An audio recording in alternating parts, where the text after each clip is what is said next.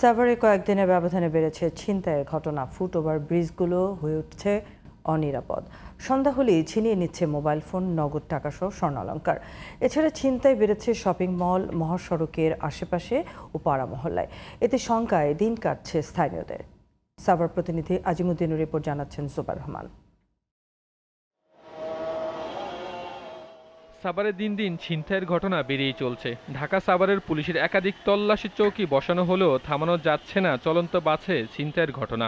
ঢাকা আরিচা মহাসড়কে ফুলবাড়ি বাসস্ট্যান্ড থেকে বিপিটিসি পর্যন্ত ৪ কিলোমিটার এই সড়কটির প্রায় সব এলাকায় সন্ধ্যার পর ছিনতাইয়ের ঘটনা নিত্যদিনের ব্যাপার হয়ে দাঁড়িয়েছে। আমরা আর ভয়ে আতঙ্কে থাকি, ভয়ে কখন কি হয়, প্যাসেঞ্জার উঠে খালা ভালো না মন্দ এটা বুঝতে দেয় না মানুষ। প্যাসেঞ্জার উঠতে উঠতে তো অজ্ঞান করে নিয়ে চলে যাচ্ছে। মানুষের কাছ থেকে শুনতে পাইয়া দৌড়ে যায় দেখি অনেকজনারে চেন, টাকা পয়সা, মোবাইল এগুলো ছিনতাই হচ্ছে। কাটা আছিল ওখানে আপনার পড়ার সময় আপনার ছিনতাই হতো, কিন্তু এখন আপনার পুলিশ থাকাকালে এখন একটু কম হচ্ছে আর কি। ছিনতাইকারীরা যাত্রী বেশে ছুরি নিয়ে ভয় দেখিয়ে ছিনতাই করে। গত ৩ মাসে চলন্ত বাসে অন্তত 5টি ছিনতাইয়ের ঘটনা ঘটে। সাভার সার্কেলের অতিরিক্ত পুলিশ সুপার জানান, কিছু কিছু ঘটনা অনাকাঙ্ক্ষিত ঘটেছে। অপরাধীরা ছাড় পাবে না বলেও জানান তিনি। হাইওয়ে থানার পাশাপাশি আমরা সাভার থানা অনেকটা যা দরকার সেটা আমরা সর্বাত্মক নিয়েছি।